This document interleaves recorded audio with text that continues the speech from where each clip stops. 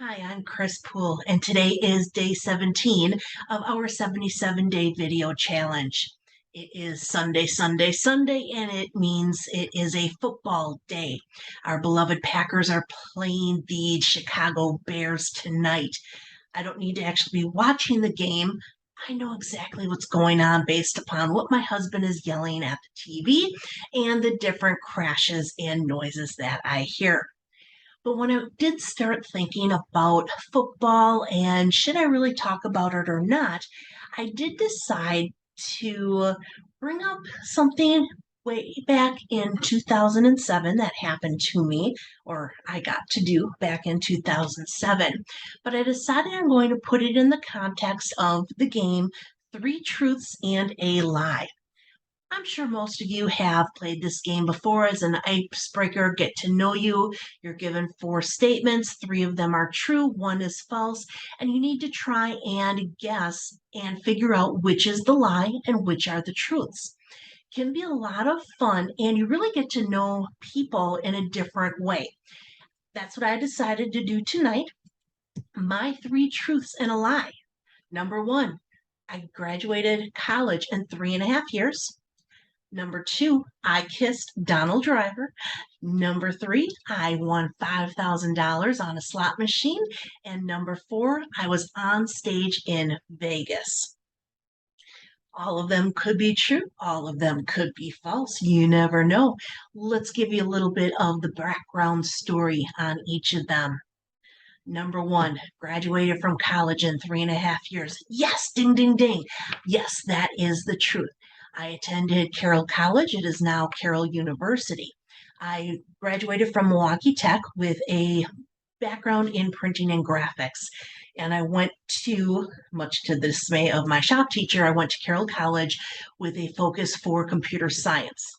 That lasted one semester. I could not even get through basic and DOS programming. Computer science was not what I was expecting. It was all the hardware, the programming, that side of the situation of computers. I much more preferred to be on the front end, being the user. I am a whiz on the computer for Word, Excel, PowerPoint, Outlook, Teams, and Zoom. I pick that type of programming up relatively easily. I do my little magic and just amaze people. Getting back to computer science, that was my major. I switched to communication management. I graduated, yes, in 3.5 years. I had my degree, my bachelor's degree, communication management, and I ended up with a double minor, one in business administration and one in English liberal arts. Had I stayed for one more class, an economics class, I would have actually received a double major. I would have also finished up my bachelor's degree in business administration. Economics holds zero appeal to me. So I have never gone back to take that one class. Number two, I'm going to save that one for later. Number three, I'm going to save that one for later. But number four, on stage in Las Vegas. Yes, this is true. I had gone to Vegas and I was with my husband and a few other couples. We went and saw the play musical Forever Plaid. Basically, four 50s teenage guys who died, went to heaven, but now they have another shot yet at being singers and having fun and making lots of money with their songs. I was the youngest person in the room. They keyed on me immediately when I walked into that showroom. Part came on, and at whatever point in the show, they walked specifically to me, and I got pulled up onto stage. Got to play a little bit of Heart and Soul on the piano, got to do a little can dance, and then I received a certificate that I was an honorary plaid for life. And then the exciting part, I got a container of dental floss wrapped in plaid ribbon. It was so exciting. Oh my gosh. Anyway, after the show was done, we left the theater and we're just hanging out and trying to decide what we were going to do, go straight back to our hotel, hang around at that hotel, play slots, what we were going to do yet. This group of women come up to me. Oh my goodness, you were so good up there. There's no way that they just pulled you out. You were a plant because you just did that so well. There is absolutely no way that they could have just pulled you out of the audience and you didn't know anything of what was going to happen. I did not know what was going to happen. Had I known that was going to happen, I don't think I would have gone. But yes, I have been on stage in Las Vegas. Won $5,000 on a slot machine. Oh, I love the slot machines. I love Vegas. I love when I hit those the bonus wheels and they keep spinning and going and ching ching ching ching. All the money spits out. Okay, now actual money, it's a paper ticket that tells you how much you won. This is my lie. It was not $5,000. I have won. My largest jackpot ever has been $1,000. I hit on a penny machine. That one was really nice. Got my ticket, printed it out, ran over to the cashier's desk, got it paid out. 10 crisp new $100 bills. I immediately went up to the hotel room because I was not comfortable carrying that amount of money with me. My daily budget is $100 when I go to Vegas. That's all that I will spend in a day gambling. That's it. Get up to the room, and my husband was actually in the room. He had been taking a nap, and he was just waking up when I come into the room, and I got this grin on my face, and he's looking at me. Okay, tell me what happened. And I didn't say anything, but I counted and I flicked a bill onto the bed. 1, 2, 3, 4, 5, 6, 7, 8, 9, 10. He was very excited for me. I was very excited for me. My wallet was very excited for me because the week that we returned home, I got to go and spend $600 on new eyeglasses and some other medical bills. Anyway, that was my lie. But now going back to number 2, kissed Donald Driver. Yes, I did.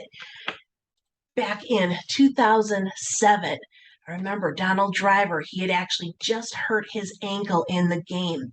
And later that week, he was at the bar. It is a bar called The Bar. And he was on the show, it's the Donald Driver show. My husband's uncle got some tickets and we were in the front row for the taping of his show. And then we also got private meet and greet in the back room with Donald Driver. So with me was my husband, his uncle Rick, my father, and Donald Driver. We get into the room, the meet and greet, and the first thing that happens is my dad looks up to Donald Driver and says, "Boy, you're a shrimp, aren't you?"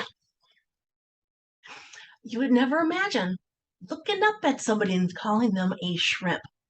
But my dad further explained that when he had been in the Army a million years ago, he had met Forrest Gregg. And pretty much Forrest Gregg's waist was at my dad's eye level. So that's his comparison that Donald Driver was a shrimp. Well, we started talking a little bit, and I had made a comment that the year before I had been in the Packers locker room.